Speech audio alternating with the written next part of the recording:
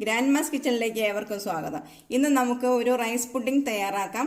Rice പുഡിങ്ങിന് വേണ്ടിയിട്ട് ഞാനിവിടെ 150 gram കൈമ റൈസാണ് എടുത്തിരിക്കുന്നത്.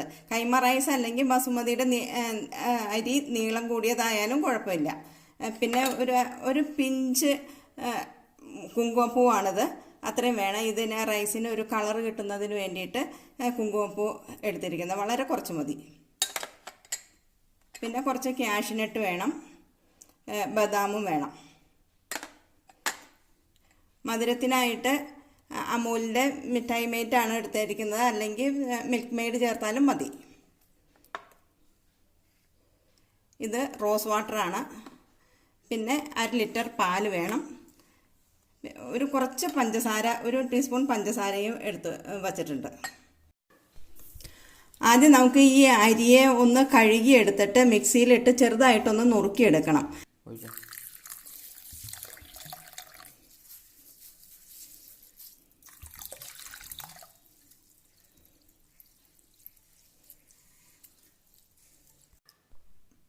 അരി കഴുകി എടുത്തിട്ടുണ്ട്.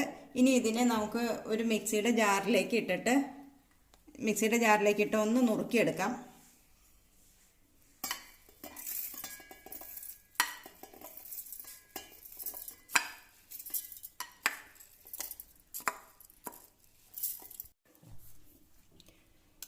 അരി പൊടിച്ചെടുത്തിട്ടുണ്ട്. ഇത്രയൊക്കെ നുറുങ്ങി വന്നാൽ മതി. വലിയ അരിയാവുമ്പോൾ, നീളം കൂടിയ തരം അരിയാവുമ്പോൾ ഇതേപോലെ പാകത്തിന് പൊടിച്ചെടുക്കണം. ഇനി ഇതിനെ ഒന്ന് കുതിർത്താൻ വെക്കണം. ഒരു 10 മിനിറ്റ് പാലിൽ കുതിർത്താൻ വെക്കാം.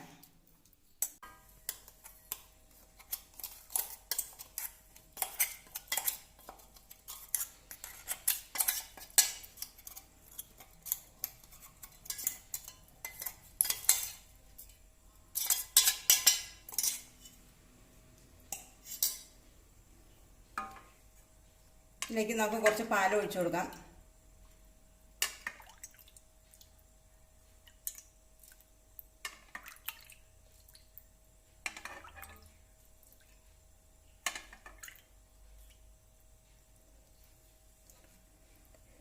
ഇതിൻ്റെ കൂടെ കുറച്ച് വെള്ളം കൂടെ ഒഴിച്ചു കൊടുക്കാം.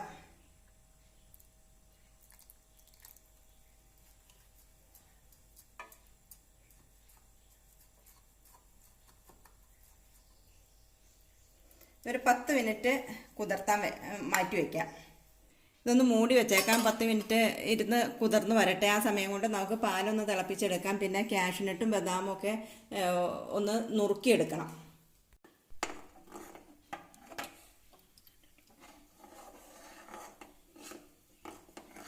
പാല് തിളച്ച് വന്നിട്ടുണ്ട്. നമ്മുടെ കുതിർത്താൻ വെച്ചിരിക്കുന്ന അരി ഇപ്പോൾ 10 മിനിറ്റ് ആയിട്ടുണ്ട്. നമുക്കിത് ഇതിലേക്ക് ഇട്ട് കൊടുക്കാം.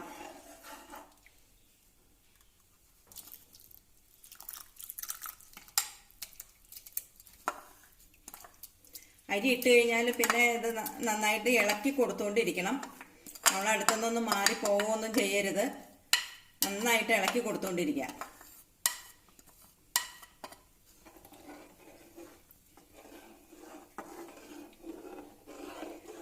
ഈ അരി നന്നായിട്ട് വെന്ത് കുഴഞ്ഞ് വരണം. കുങ്കുമപ്പൂവിൽ ഒരല്പം വെള്ളം ഒഴിച്ചൊന്ന് കുതിർത്താൻ വെക്കാം. വളരെ കുറച്ച് വെള്ളം മതി. 1 സ്പൂൺ വെള്ളം ഒഴിച്ചാൽ മതിയാവും. ഈ പഞ്ചസാര ഇതിലേക്ക് ഇട്ട് കൊടുത്തേക്കാം.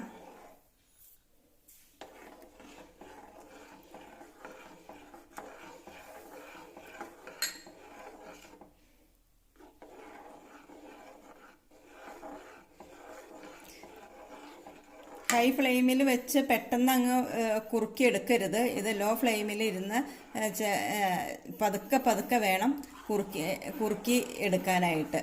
നന്നായിട്ട് കുറുകി വരണം. പെട്ടെന്ന് കുറുകി കഴിഞ്ഞാൽ ഈ അരി വേവായികയോ അങ്ങനെയൊക്കെ വരും, കട്ടയായി പോവുകയും ചെയ്യും.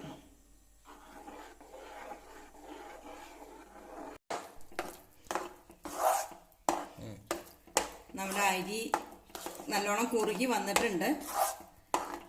ഈ അവസരത്തിൽ അരി വെന്തിട്ടില്ലേ എന്നൊക്കെ ഒന്ന് നോക്കാട്ടോ. എങ്ങനെയാലും വെന്തിട്ടുണ്ട്. ഇത് കണ്ടാൽ അറിയാം നന്നായിട്ട് വെന്തിട്ടുണ്ടെന്ന്. ഇനി നമുക്ക് മറ്റുള്ള ഇൻഗ്രീഡിയൻസ് ഓരോന്നായിട്ട് ചേർക്കാം. നമുക്ക് കുങ്കുമപ്പൂ ഒഴിച്ചു കൊടുക്കാം. ഇതിപ്പോൾ നല്ല വെളുത്തിട്ടാണല്ലോ ഇരിക്കണേ, അപ്പോൾ ഇതിന് ചെറിയൊരു കളറും ഫ്ലേവറും കിട്ടുന്നതിന് വേണ്ടിയിട്ടാണ് ഈ കുങ്കുമപ്പൂ ഒഴിച്ചു കൊടുക്കുന്നത്.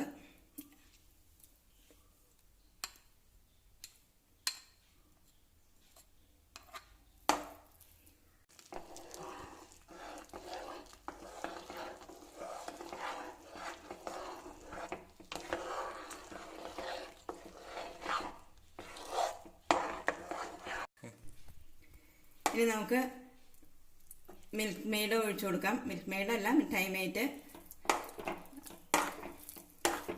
മിൽക്ക് മെയ്ഡ് ആവശ്യമുള്ള എടുക്കണം എന്നുള്ളവർക്ക് അതെടുക്കാം. ഇതില്ല എന്ന് കരുതിയിട്ട് കുഴപ്പമില്ല. ക്രീമും പഞ്ചസാരയും കൂടെ ഇതിൻ്റെ കൂടെ ചേർത്ത് കൊടുത്താലും മതി. ഇതിന് നല്ല മധുരം ഉണ്ടല്ലോ.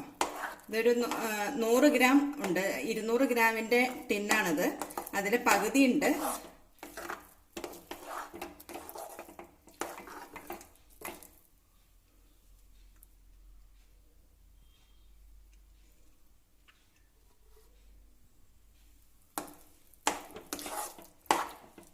നന്നായിട്ട് മിക്സ് ചെയ്ത് കൊടുക്കാം.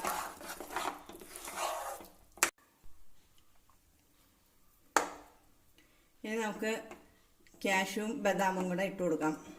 ചെറുതാക്കി നുറുക്കി എടുത്തേക്കണതാണ്.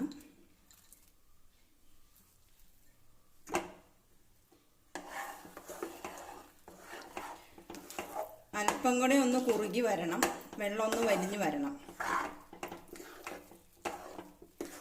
ഇനി നമുക്ക് ഒരു കാര്യം കൂടെ ചേർക്കാനുണ്ട്. നമുക്ക് റോസ് വാട്ടർ ഒഴിച്ചു കൊടുക്കാം.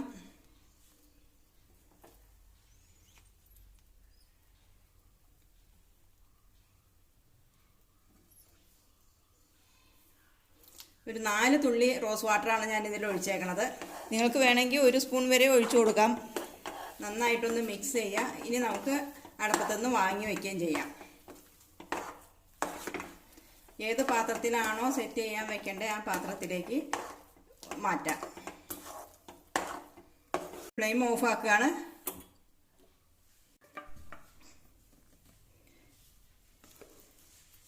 നമുക്കിത് സെറ്റ് ചെയ്യാൻ വെക്കാം. ഡെക്കറേറ്റ് ചെയ്യണമെങ്കിൽ ചെറിയോ അങ്ങനെ എന്തെങ്കിലുമൊക്കെ വെച്ചിട്ട് ഡെക്കറേറ്റ് ചെയ്യാം കേട്ടോ. നന്നായി ചൂടാറി ഇതിന് ശേഷം വേണമെങ്കിൽ ഒന്ന് ഫ്രിഡ്ജിൽ വെച്ചൊന്ന് തണുപ്പിച്ചിട്ട് വേണം എടുക്കാനായിട്ട്. അപ്പോൾ തണുത്ത ഇരിക്കുന്ന ഒരു ഇതിലാണ് ഇതിന് നല്ല ടേസ്റ്റ് കിട്ടുന്നത്.